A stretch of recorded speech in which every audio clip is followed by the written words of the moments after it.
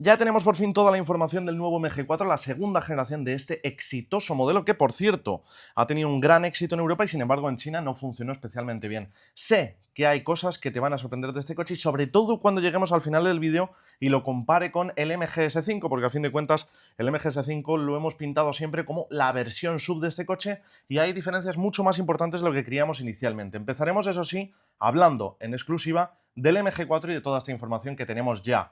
El coche está basado en la plataforma MSP, la misma que ya se utilizó anteriormente, pero ojo, hablan de SAIC E3, es decir, una última revisión, una última adaptación de esta tecnología para hacer una serie de cambios técnicos importantes. A nivel de batería, han optado en esta ocasión por baterías LFP en todos los casos y ojo porque son baterías LFP que recurren a un diseño CTP, es decir, Cell to Pack, directamente las celdas sin una arquitectura modular.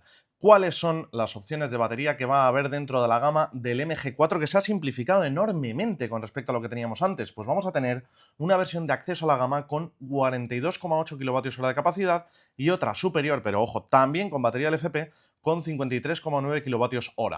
Todavía no tenemos la autonomía VLTP del modelo porque solo se ha lanzado de momento en China. En cualquier caso, la versión con batería pequeña, 42,8 kWh, tiene una autonomía CLTC de 437 kilómetros y la versión superior, con 53,9 kWh, tiene una autonomía, insisto, CLTC de 530 kilómetros.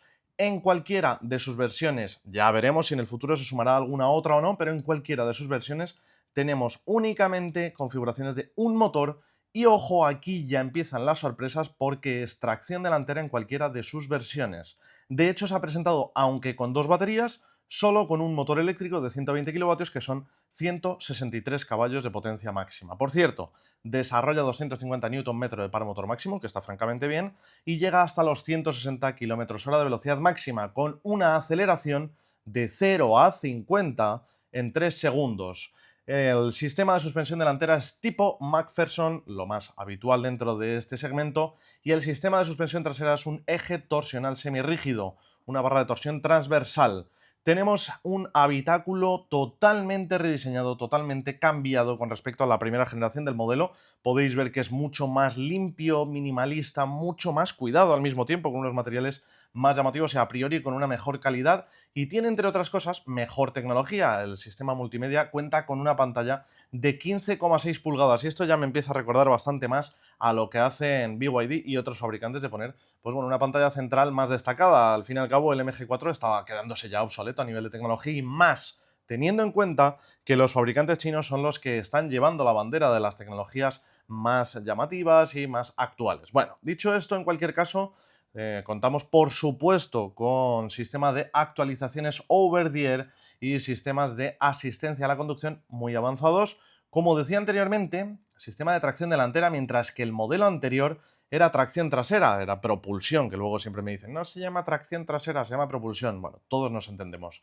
Era propulsión. Y además hay que tener en cuenta también, pero eso lo vamos a ver al final del vídeo cuando lo comparemos con el MGS5, que el MGS5 también es propulsión, también es tracción trasera.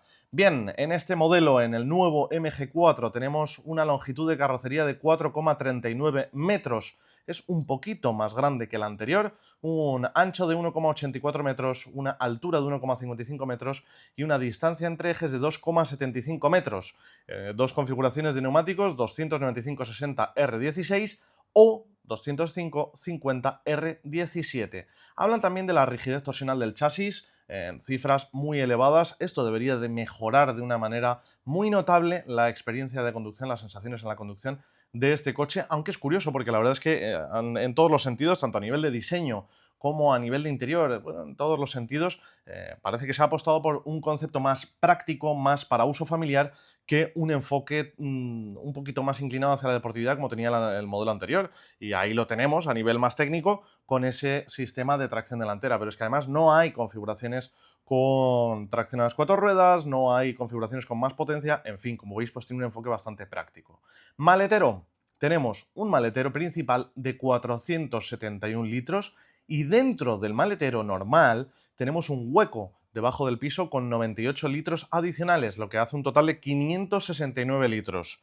Y esto refuerza una vez más ese enfoque práctico, 569 litros de capacidad en un coche que no deja de ser un compacto es una cifra muy destacable. Lo malo, y aquí tengo que hacer un guiño a mi amigo Lars, es que no tenemos fraletero, no tenemos ese maletero frontal, desgraciadamente. Bueno, si abatimos los asientos de las plazas traseras, tenemos un total de 1.362 litros, aunque, bueno, pues eso al fin y al cabo se hará un uso puntual para quien lo necesite, pero no es lo normal llevar los asientos traseros plegados.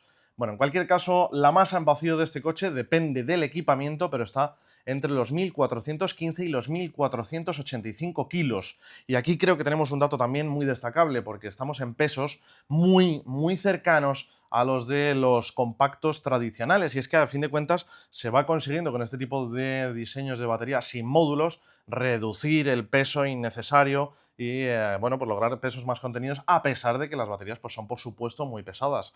Bueno, otro tema importante es que no tenemos el precio para España. Se puede esperar que cueste parecido a las versiones que ya están a la venta a día de hoy del MG4 y que, bueno, pues poco a poco se les está dando salida. Allí en China, que en realidad no nos sirve de nada, cuesta entre 73.800 y 105.800 yuanes. Sí, son entre 8.900 y 12.700 euros si hacemos el cambio directo de divisa, pero bueno, ya sabemos que allí los precios van en otra liga diferente, el poder adquisitivo es distinto, en fin, no nos sirve de nada, pero bueno, para que lo sepáis, porque leeréis por ahí que el MG4 llega desde 8.900 euros. No, eso es en China y no tiene nada que ver. En fin, versión futura que llegará, prevista para finales de este año 2025, una versión con batería semisólida, como se ha estado hablando. Y ojo, eso sí, cuidado, porque la versión con batería semisólida, que además ya hemos visto que tampoco es que de unos datos de autonomía excesivamente superiores a los de las baterías normales, pero bueno, esa versión de momento se ha anunciado solo para China y llegará más tarde. A Europa, pues se espera que el modelo llegue a inicios de 2026. Yo supongo, y aquí me tiro un triple porque no está confirmado, pero yo supongo que en el IAA Mobility de Múnich, que se celebrará durante el próximo mes de septiembre, será cuando se anuncie para Europa y quizá veamos algunas diferencias técnicas. Entonces, tened en cuenta eso, estamos hablando de todo lo que se ha presentado para China, pero quizá haya alguna diferencia técnica para el mercado español, para el mercado europeo en general, y no lo sabemos todavía. Así que no sabemos exactamente cuándo se va a empezar a vender en España y el resto de Europa, aunque se espera que para comienzos de 2026, y no sabemos los precios, ni tampoco, pues bueno, los acabados, equipamiento, etcétera. Y quería llegar aquí para compararlo en cierto modo con el MGS5 porque se sospechaba que podía el MG4 de segunda generación llegar con las mismas especificaciones técnicas que el MGS5, pero en formato compacto en vez de en formato sub, y realmente no ha sido así en absoluto. Y vamos a hablar de cuáles son las diferencias clave, ¿vale? En el MGS5 tenemos baterías de, y voy a redondear las cifras, 47 y 62 kilovatios hora de capacidad, y sin embargo en el nuevo MG4 son de 42 y 53 kilovatios hora, así que como veis tiene una batería más pequeña y la grande no llega a ser tan grande. Por eso las cifras de autonomía van a ser distintas. De hecho, todavía no las podemos comparar realmente porque del MGS5 sí que tenemos las cifras VLTP, pero del MG4 solo tenemos las cifras CLTC. Pero las cifras de autonomía van a ser distintas. Luego, por otro lado, en el caso del MG4 tenemos motor de 163 caballos y en el caso del MGS5 tenemos versiones de 170 y 231 caballos. Entonces, también las configuraciones motrices son distintas. Sí que es verdad que en el MGS5 la versión pequeña da 250 Nm y en el MG4 la única versión que se ha anunciado da 250 Nm, pero luego por encima tenemos en el MGS5 esa versión de 231 caballos que llega hasta los 350 Nm de par motor máximo. Así que como veis, muchas diferencias en realidad.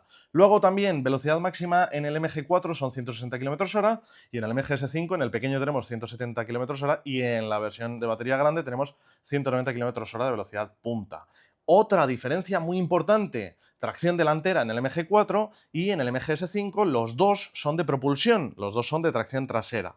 Otra diferencia más que hay que sumar es que en el caso del MG4 tenemos una batería LFP en cualquiera de sus versiones y sin embargo en el MGS5 la versión de acceso sí que es LFP y la versión superior es batería NCM. Desgraciadamente no tenemos los datos del sistema de carga rápida del MG4, se tendrán que liberar próximamente y bueno, pues en otros términos sí que es verdad que el MGS5 tiene en realidad un maletero un poquito más pequeño que el del MG4, así que pues ya veis ahí una diferencia a tener en cuenta. El MGS5 tiene una distancia entre ejes ligeramente menor y pues bueno, también es verdad que el MGS5 tiene una carrocería un poquito más larga, pero las diferencias son en realidad bastante escasas. Si te ha gustado este vídeo, pues ya sabes, suscríbete, déjale un like y nos vemos a la próxima.